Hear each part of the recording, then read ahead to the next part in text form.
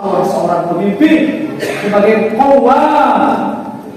calon pemimpin masa depan, maka seorang pemuda harus menatap mata ke depan, tubuh dada tegak, tak loyo, tak menatap ke bawah, tapi dia lurus menatap ke depan, pandangannya lurus, kakinya tegak melangkah tanpa gemulai, tanpa ada sisi feminim di dalam dirinya.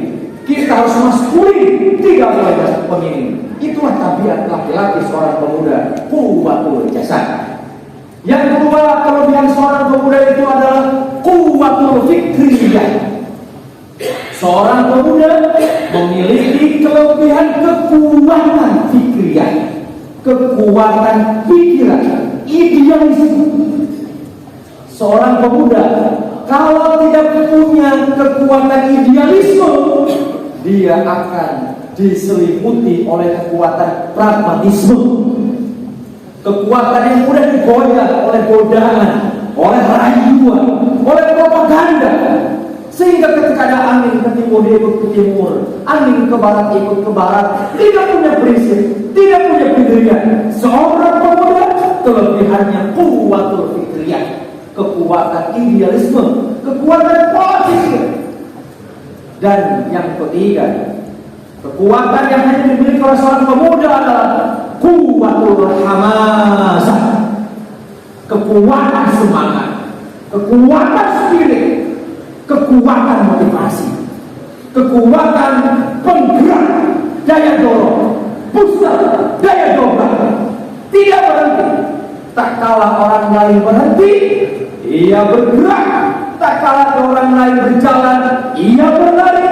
Tak kala orang lain baru berlari, dia sudah sampai di tujuan. Itulah 3 kelebihan seorang pemuda. Salah satu tentang Yesus al-syabab. Yang pertama, kekuatan fisik, jasad, tidak loyo, tidak lemas. Seorang pemuda harus sehat, kuat, bugar, vitalitas tinggi, tidak loyo, tidak mudah ngantuk.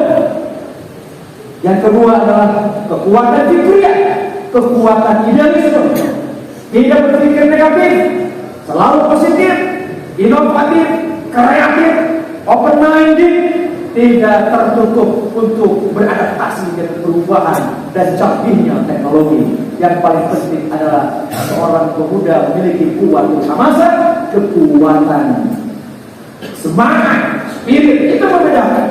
Kalau seorang pemuda loyo, seorang pemuda lemah, malas, was-was, cemas, galau, risau, resah, gelisah, menjadi pemuda yang baperan, menjadi pemuda yang selalu dikendalikan oleh teknologi, maka itu bukan jati diri seorang pemuda. Kenapa?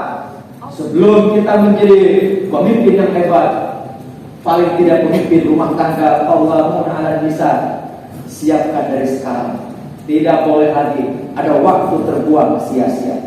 Tidak boleh lagi ada tenaga, pikiran, potensi yang disalurkan, tidak menghasilkan karya, prestasi, dan pahala. Sampai ulama kita menyebutkan kesibukan terbaik bagi seorang pemuda adalah kesibukan untuk menjadi pemimpin masa depan dan untuk mengumpulkan banyak bekal untuk kematian. Terakhir, teman-teman sekalian, kaum muda yang dimuliakan Allah Subhanahu wa Ta'ala, yang pertama adalah sadarilah Allah memberikan anugerah 3 kekuatan kepada kita. Yang kedua, kuatkan dan kembangkan, fokus pada kekuatan kita. Jangan fokus sibuk menutupi kelemahan kita. Setiap kita punya kelemahan, setiap kita punya kekurangan, setiap kita punya ketidaksempurnaan. Tapi kita diberi kesempatan untuk belajar, untuk latihan, untuk training, untuk coaching, untuk mentoring, untuk konsulting, dan terus bersama orang hebat. Kembangkan potensi kekuatan, jangan sibuk menutupi kekurangan. Yang kedua, milikilah visi idealisme masa depan. Jangan sampai hanya untuk kebaikan dunia saja, tapi untuk masuk ke dalam surga. Jangan sampai untuk hanya sekadar ingin mendapat nilai pendek, ingin dapat nilai besar, nilai pendek dengan cara curang, tapi persiapkan dengan karakter emas untuk masa depan. Miliki cita-cita, dream, goal, desire, hasrat, sukses masa depan. Yang berikutnya adalah tentunya kita tidak boleh lupa di sekeliling kita ada teman kita, dan teman kita ada yang mengarahkan kepada kebaikan, teman kita ada yang mengarahkan kepada kebaikan.